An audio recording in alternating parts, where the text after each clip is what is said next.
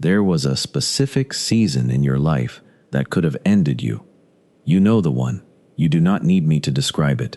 It may have been an illness that came against your body with a specific severity that everyone around you knew could have been the last chapter. It may have been an accident, or a specific incident, or a specific attack that came out of nowhere and had every reason to close the book on your life.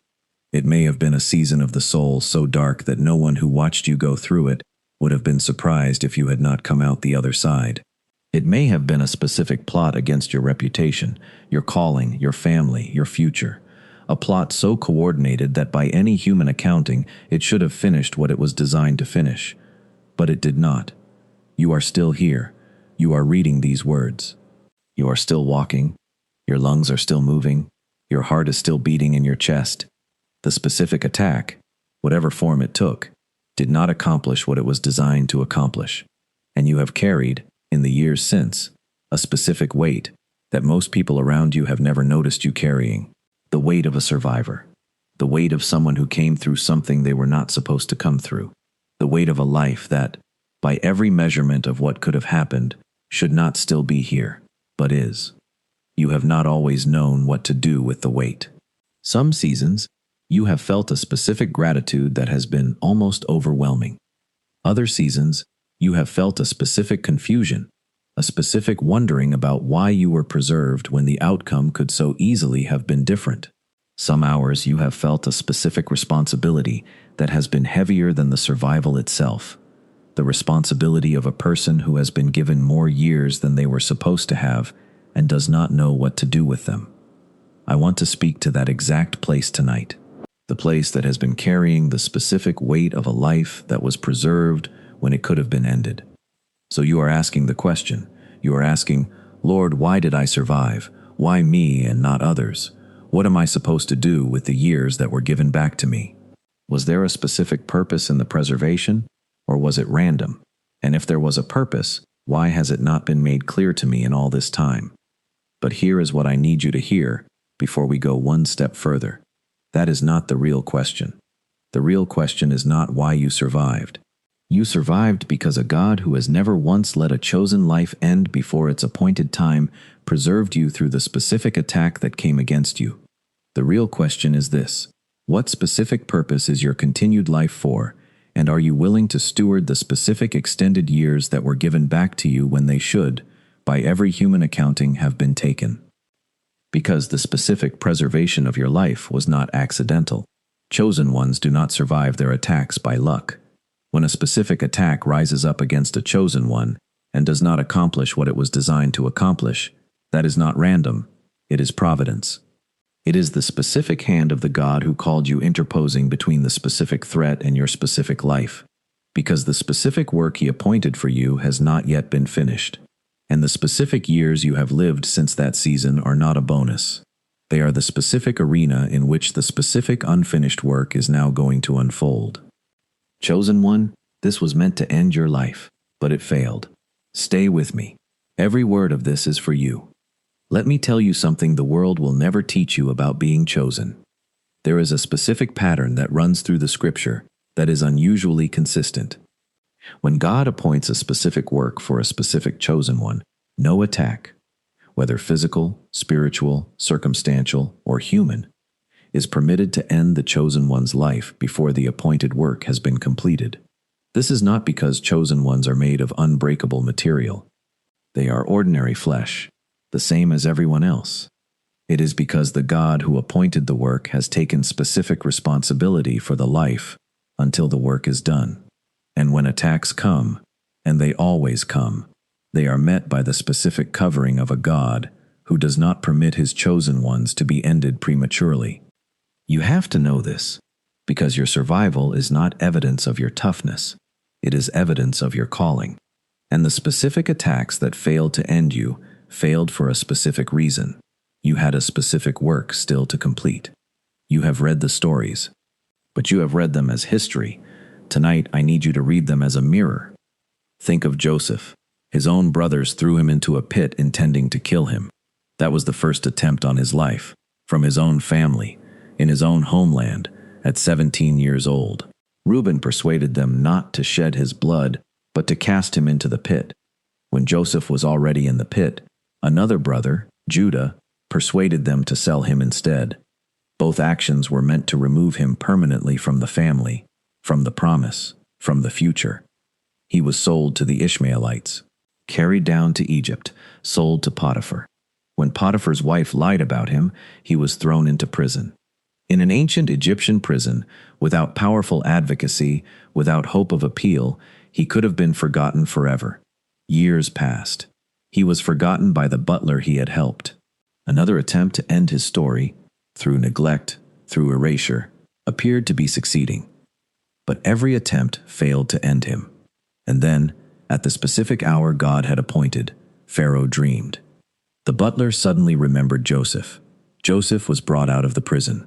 He interpreted the dream. He was made second in command of Egypt, and when the famine came, and Joseph's brothers eventually stood before him, the very brothers who had thrown him into the pit, Joseph said one of the most theologically profound sentences in the Old Testament.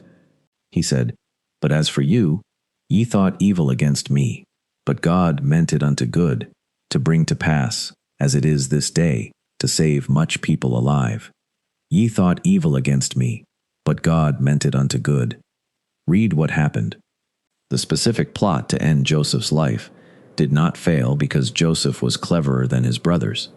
It failed because the God who had appointed a specific work for Joseph, the work of preserving nations through a famine that had not yet come, had taken specific responsibility for keeping Joseph alive until the work could be done. The specific attacks that came against him were unable to accomplish what they were designed to accomplish, because a specific higher purpose was in the room the brothers could not see. So hear me. The specific attack that came against you in that specific season was not just about ending your life. It was about ending a specific future God had appointed. And the reason it failed is that the God who called you had already decided that the specific work you were preserved for was worth interposing his specific hand between the attack and your life. Your survival was not the failure of the enemy's strategy. It was the success of God's specific covering over the specific chosen one he had already appointed for specific purposes. Think of the three Hebrew children, Shadrach, Meshach, and Abednego. King Nebuchadnezzar had made an image of gold and commanded that every person in his kingdom bow down and worship it. The three refused. They were brought before the king. They gave one of the boldest declarations in the Old Testament. Our God, whom we serve, is able to deliver us from the burning fiery furnace, and he will deliver us out of thine hand, O king. But if not, be it known unto thee, O king, that we will not serve thy gods. But if not, even if he does not deliver, we will not bow. The king was enraged.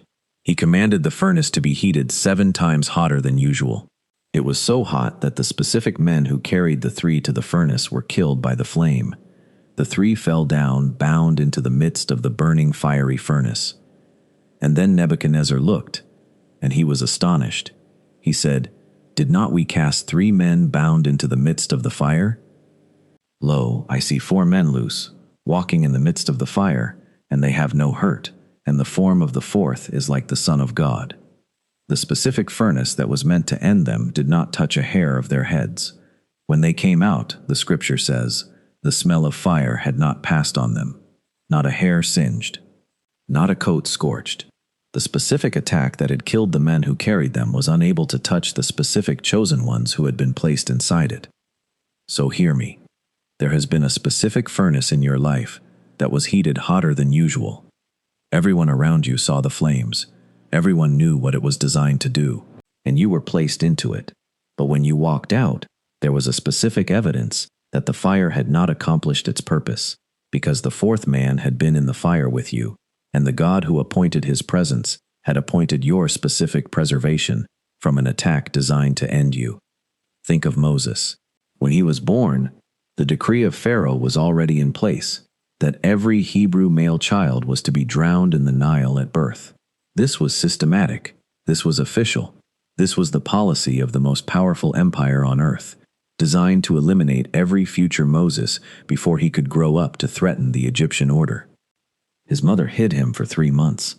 When she could hide him no longer, She made an ark of bulrushes, sealed it with pitch, placed the child inside, and laid it among the reeds by the river's brink. His sister stood at a distance to see what would happen. Pharaoh's daughter came down to bathe in the river. She saw the ark. She sent her handmaid to fetch it. She opened it. She saw the baby.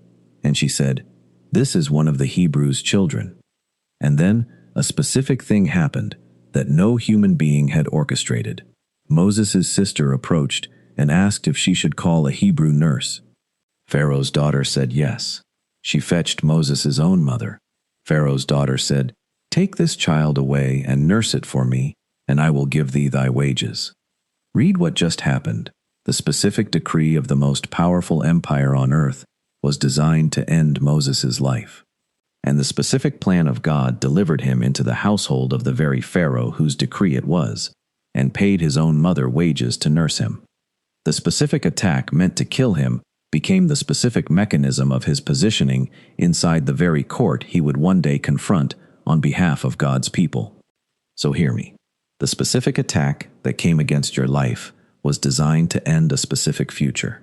But the specific God who called you was already writing a story in which the very attack would be turned into positioning for the specific work you were preserved for. What was designed to end you may have been the specific circumstance through which God has been positioning you for what you are now living. And think of David. Saul's spear was thrown at him twice while he was playing the harp in the palace. Saul sent messengers to kill him in his own house. Saul sent David into battle with the Philistines, hoping he would die there. Saul hunted him through the wilderness of Ziph, Maon, and En-Gedi. Saul pursued him with 3,000 chosen men through the caves of the Judean hills. On multiple occasions, the specific threat that came against David's life should have succeeded, and did not. David wrote about this in the Psalms. He said, "Many are they that rise up against me. Many there be which say of my soul, there is no help for him in God. But thou, O Lord, art a shield for me, my glory, and the lifter up of mine head. I cried unto the Lord with my voice, and he heard me out of his holy hill." Every specific attempt on David's life failed because a specific shield was interposing between him and every specific attack. And when Saul finally died on the mountain of Gilboa, David walked out of the wilderness into the specific throne that had been anointed over him decades earlier, a throne he could not have reached if a single one of Saul's attacks had succeeded. So if you are a chosen one, and you carry the specific memory of a specific attack that was meant to end your life and did not, you are not the broken exception to the chosen life. You are walking the well-worn path of it. Joseph walked it. The 3 Hebrew children walked it. Moses walked it. David walked it. And every one of them lived the rest of their days in the specific awareness that they had been preserved for specific purposes only their continued life could accomplish. Chosen one, this was meant to end your life, but it failed. And the reason it failed is that the God who called you had already decided that the specific work you were preserved for was worth the specific covering that kept you here. Now I have to name something, because what has been most difficult for you in the years since the survival is not only the memory of the specific attack, it is what the survival has been quietly asking of you ever since. There is a lie that has been planted in your mind. It came in during the specific period after the specific attack, when you were trying to make sense of why you were still here, and it has grown so quietly that you no longer hear it as a lie. You hear it as the sober assessment of a person who is being honest about their own experience. The lie says this: I survived by luck. My preservation was random. Other people have been in similar situations and did not survive, so there is no specific meaning to my continued life. I should just be grateful and try not to make too much of it. The lie says, to claim that my survival had specific purpose would be to disrespect those who did not survive their own attacks. That lie did not come from God. It came from a world that treats all survivorship as random, and from an accuser who has been working against God's chosen ones since the beginning. The enemy could not end your life through the specific attack he sent. So instead, he has been working, for years now, to convince you that your survival was meaningless. Because a chosen one who believes their survival was meaningless will not steward the specific extended years toward the specific purpose God preserved them for. and the enemy will have won a second victory even though he lost the first. The victory of a preserved life that never activated into what it was preserved for.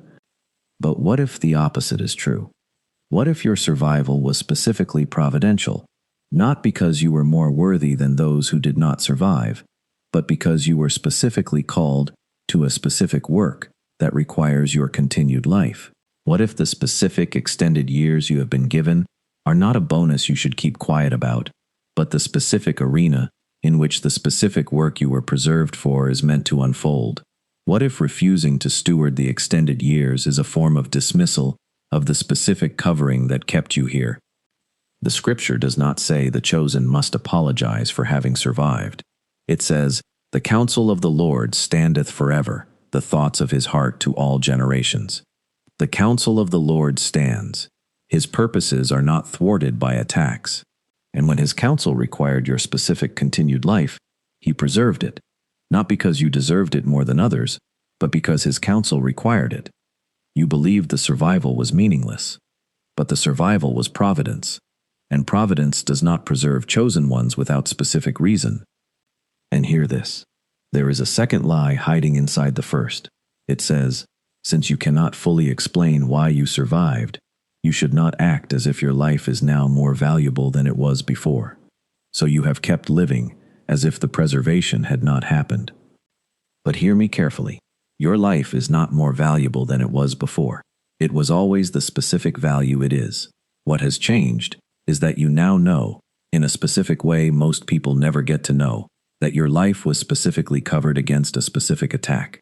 And that knowledge is a specific gift, the gift of certainty that you are here for a specific reason, at a specific time, in a specific place, appointed by a God who does not permit his chosen ones to be ended prematurely. Now, before I tell you what to do, I have to tell you what you must know, because action without understanding will not survive a long season. There are 3 spiritual realities you must accept. If you do not, you will quit one chapter before the breakthrough. The first thing you must know is this.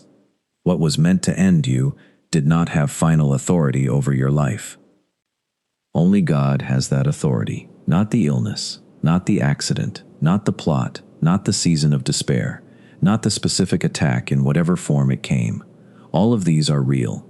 All of these have real power, but none of them have final authority. The final authority over your life belongs to the God who called you, and he has not yet released you. What was meant to end you was not permitted to end you, not because the attack was weak, because the covering was stronger. You must know this, or you will quit before your breakthrough. The second thing you must know is this. Your survival is evidence of your calling, not of your luck. The specific reason you were preserved is that God has appointed specific work for the specific years you were given. Some of that work you may already have seen. Some of it may still be unfolding. Some of it may not become clear for years. But the survival is not random. It is the specific signature of a specific God who preserves the specific lives of his chosen ones for specific purposes. And you are here, in this specific hour, in this specific place, reading these specific words, because he has appointed specific work for the specific version of you that walked out of the specific attack. You must know this, or you will quit before your breakthrough. The third thing you must know is this. Survivors carry a specific responsibility. The life that was preserved is not for you alone. It is for the specific purposes God appointed for the extended years. Joseph's preservation was for the saving of nations through the famine. Moses' preservation was for the deliverance of Israel from Egypt. David's preservation was for the shepherding of a kingdom and the writing of the Psalms. Every chosen one who has been preserved through a specific attack has been preserved for specific work that others will benefit from. And you, as a chosen one whose life was preserved, carry the specific responsibility of stewarding the extended years toward the specific work God appointed for them. You must know this, or you will quit before your breakthrough. Chosen one, this was meant to end your life, but it failed. And what did not fail is the specific covering of the God who called you, and the specific work that his covering was designed to protect until it could be done. Now, knowing is not enough. You must do. Faith that does not move its feet is not faith. It is only wishing dressed in religious words. So here are 3 things you must do. Not vague things, real things. Things you can begin tonight and repeat tomorrow. The first thing you must do is this. Name the specific attack that failed. And thank God for the specific preservation. There is a specific tendency among survivors to avoid naming what they survived. It is too heavy. It brings back too much. It feels safer to leave it unnamed, in the corner of the soul where it has been sitting for years. But the unnaming has kept the survival itself from being fully received. Until you can name what you survived, you cannot fully thank God for the specific preservation. And the thanksgiving is the specific way the survival begins to take on specific meaning. You have to name it. Here is the daily discipline. This week, in your quiet time, name specifically what you survived. Speak it out loud to God. Say, Lord, in that specific season, this specific attack came against my life. It was designed to end me. It should have ended me, but you preserved me. And I want to thank you, specifically by name, for the specific preservation. Then be specific about the thanksgiving. What did the preservation give you access to? What has happened in the years since that could not have happened if the attack had succeeded? Sit with the thanksgiving. Let it become real. Some of the naming will be hard. Do it anyway. Each time you name and thank, the specific survival is being integrated into the specific ongoing story of your chosen life. The heart posture underneath this is specific gratitude, not vague gratitude. Specific, the naming of the specific attack, the specific preservation, and the specific reasons your continued life is a specific gift. The second thing you must do is this. Steward the specific extended years toward the specific purpose. The years you have lived since the specific attack are not the same as the years you lived before it. They are extended years. They were, by any human accounting, not supposed to be yours. And the specific stewardship of extended years requires a specific intentionality that ordinary years do not always require. You have to steward with specific purpose. Here is the discipline. Once a week, in your quiet time, ask yourself one honest question. What is the specific purpose God preserved my life for, and am I building toward it in the specific weeks I am living? If you do not know the specific purpose in full, and most survivors do not, ask God to make it clearer. If you know part of it, work toward that part. If you sense a specific direction, take a specific step in that direction. The stewardship is not passive. It is the active building of the specific work the extended years are for. The heart posture here is purposeful living. You are not living as if the years were disposable. You are living as if each specific year is the specific arena in which the specific work God preserved you for is now being carried out. The third thing you must do is this. Refuse to live small in a life God specifically kept for you. There is a specific temptation, after surviving a specific attack, to shrink, to play it safe, to avoid all risk, to make the extended years quieter than they would have been otherwise, out of a specific gratitude that has slowly turned into a specific fear of losing what was given back. But shrinking is not the specific response the preserved life is asking for. The preserved life is asking for courageous stewardship, not defensive living. If God went to the specific trouble of covering you through a specific attack that should have ended you, He did not do so in order for the extended years to be lived timidly. You have to refuse the shrinking. Here is the discipline. When you catch yourself shrinking, declining a specific opportunity out of fear, avoiding a specific step out of overcaution, keeping a specific dream small out of the specific memory of what you survived, pause. Speak this out loud. Say, God did not preserve me for smallness. He preserved me for the specific work I was made for. I refuse to live the extended years timidly. I will step, with wisdom but without fear, into the specific fullness of what my preserved life is meant to do. The heart posture here is courageous living, not recklessness, courage, the specific quality of a preserved chosen one who has decided to honor the specific covering by living into the specific fullness of what the preservation was for. Name what you survived and thank God specifically. Steward the extended years toward the specific purpose. Refuse to live small in a life God specifically kept for you. 3 disciplines. Repeated. This is how a survivor walks into the specific fullness of the specific extended life God preserved for specific reasons. So let me tell you what is going to happen. When you begin to obey these things, when you name what you survived, when you steward the extended years, when you refuse to shrink, something is going to shift. And I want to be honest with you, the way a father is honest. The first shift may not be a dramatic revelation of the specific full purpose your preservation was for. Some purposes are revealed slowly. The first shift will be in the character of the weight you have been carrying. The specific weight of the survival will begin to take on specific meaning.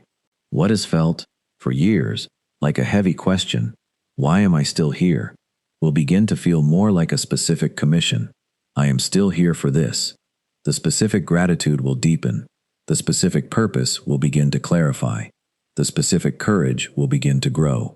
That is the first fruit. That is the evidence that the specific stewardship of the extended years has begun. And then, over the specific months and years, the specific fruit of the specific preserved life will begin to become visible. The specific work, only your continued life could do, will begin to unfold.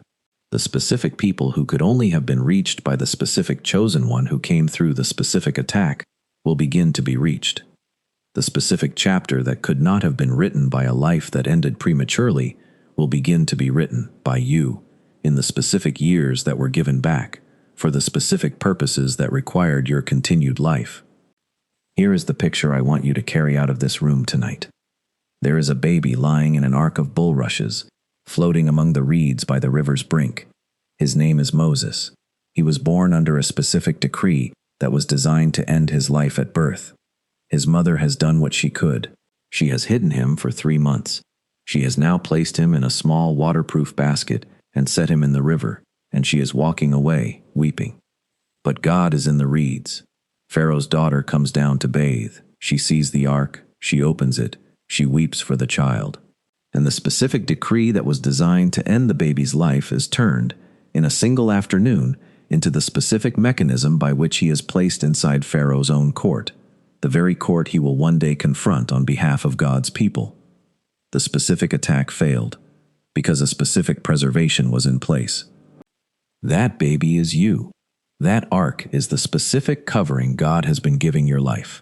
And the specific years you have lived since the specific attack failed are the specific years in which the specific deliverance you were preserved for is now being prepared to unfold. So let me pray over you now, wherever you are, whatever specific season your survival came out of. Father, you see this one. You see the specific season that came against their life. You see the specific attack, the specific illness, the specific accident, the specific plot, the specific dark season, the specific circumstance that was designed to end them. And you see the specific weight they have been carrying in the years since, wondering what to do with a life that was preserved when it could have been ended. Lord, I ask you to come into that exact place tonight. Drive out the lie that their survival was random. Replace it with the truth that they are here because you appointed specific work for them that required their continued life, that no attack was permitted to end what you had covered, that the specific extended years they are living are the specific arena in which the specific work is now going to unfold. Teach them to name what they survived and to thank you specifically for the specific preservation. Give them the courage to steward the extended years toward the specific purpose. Free them from the shrinking that would keep the preserved life small when it was preserved for fullness. Let them see, more clearly with each passing year, why they were kept. Let them build, faithfully, toward the specific work only their preserved life can do, and let them walk, for the rest of their extended years, in the specific certainty that the God who preserved them once will keep preserving them until every specific piece of the specific appointed work has been completed. Let them rise out of this season carrying everything it was meant to build in them. In the name of Jesus, amen. Now hear this last word, and let it be the thing you fall asleep on tonight. You are chosen, not because you are perfect, but because He is faithful.